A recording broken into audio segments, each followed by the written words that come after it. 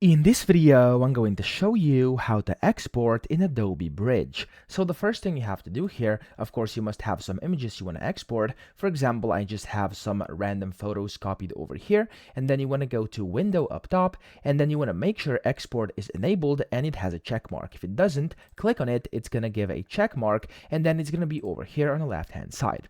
Then select the photos you would like to export or whatever you're exporting. So I'm just going to select these 3 photos, and then you want to drag and drop them here to where it says custom export, or of course export to DNG. You can do whatever you want here. I'm going to do custom.